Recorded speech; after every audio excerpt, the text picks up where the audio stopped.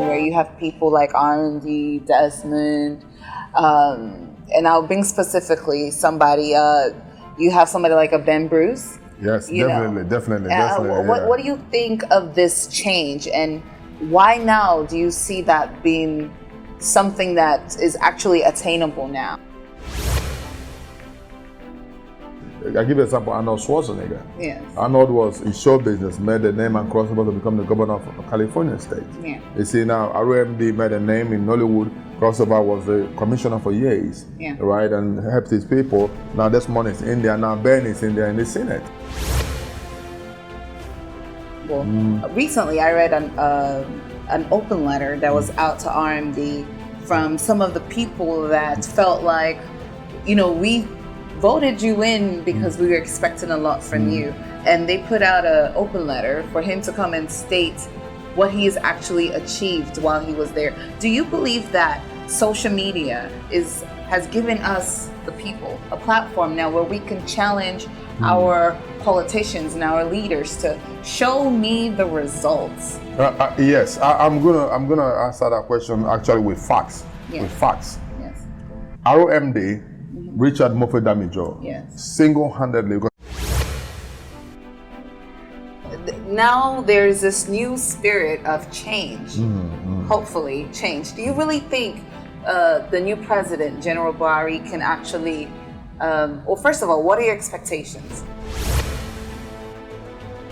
Listening to his inaugural speech, I felt like it was kind of very surface-like. There was no real promises that were made. There were some real promises. No action. Do you think that Nigeria can actually have that? Do you think Buhari himself can even implement such a court to bring some of these people? What would you have? What would you want Buhari to do? Do you have a corruption court in America? A court that is set aside? Do we have a corruption court in America? No, we don't. Okay, do we have a corruption court in Britain? We have the directors, specifically directors, producers. It's not become like a sex game. It's like a sex market where, in a way, I will sleep with you and you give me a role. After all, if you have real good talent, God-anointed, God-given talent, you don't need to sleep with anybody to break through. Yeah. The only people that will most people that will actually do it are the ones with Class B talents. What about cliques and camps? You join this director's camp, and then this director may not want to work with you. Why is there such divisions like that? And I noticed that on both continents. Yeah, it depends. Houston, Texas.